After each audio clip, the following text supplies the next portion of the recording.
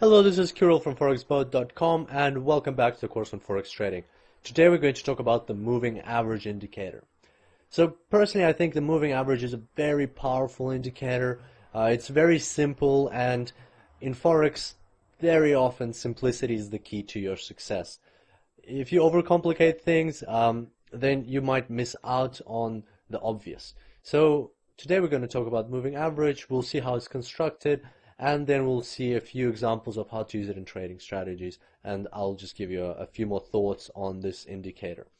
Alright, so similar to what we did in the past tutorial with the average true range indicator, let's have a look at how the moving average is constructed.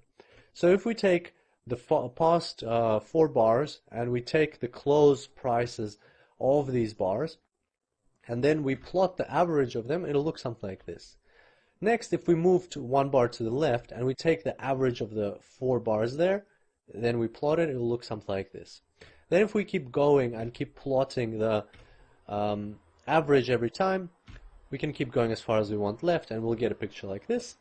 Next, we'll connect all these points on our chart with a line and get rid of the crosses. So that's how your moving average indicator looks, and this particular moving average has a period of 4, and that's because of the way we constructed it. We were looking at 4 bars every time.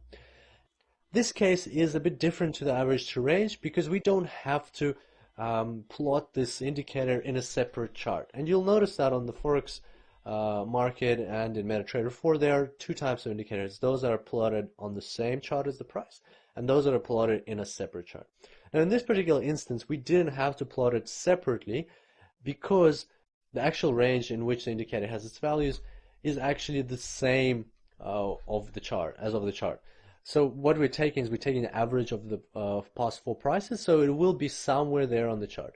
Whereas with the average true range indicator, we were taking the difference of the high and the low. So obviously if your high is 1.5 and your low is 1.4, then the difference is 0.1. It's not going to be anywhere near the current values on the chart, so it'll be very far down, so you have to kind of plot it on a separate chart.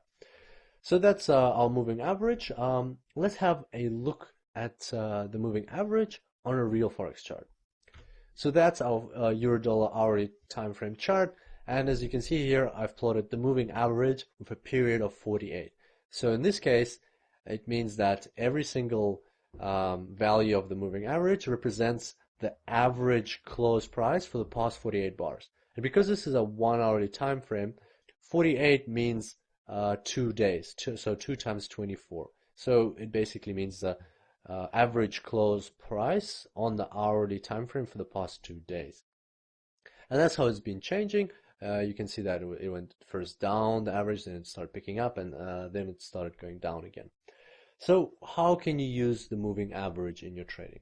There are several methods of using the moving average, but we'll look at the 2 main ones and the 2 most simple, straightforward, and most frequently used methods.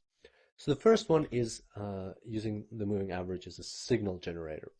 Let's have a look at the chart again. Can you see here that when on the left the price crosses the moving average downwards, it keeps going down? So in that case, when the price crosses the moving average down, you would sell, expecting the price to keep going down.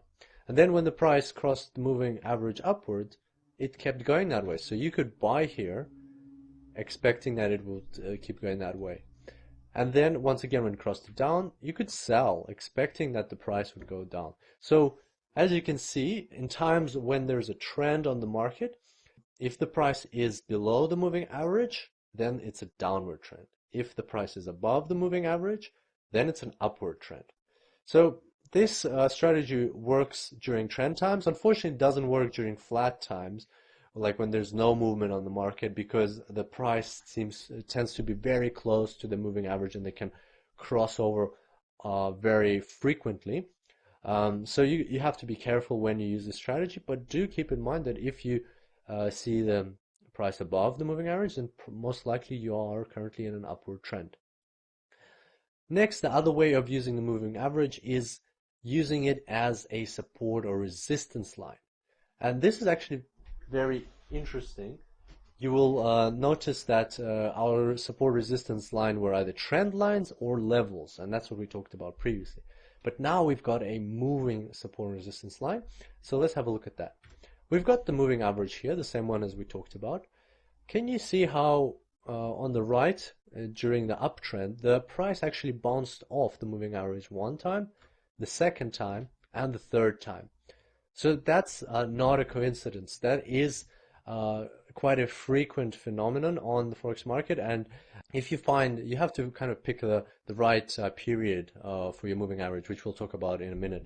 But if you pick the right one for the right situation, you can actually effectively construct a moving support or resistance line, which is very powerful. And there are many different speculations why this works. And for example, one of them is because other traders also use the moving average, and when a lot of traders and decision makers for large funds use the same strategy, it tends to work. And in this case, they see the price approaching the moving average and they know that it's going to act as a support line, so they kind of buy, and then they buy again, and they buy again every time that happens. So this strategy may work for that reason. But regardless of why exactly it works, it's a good thing to look out for.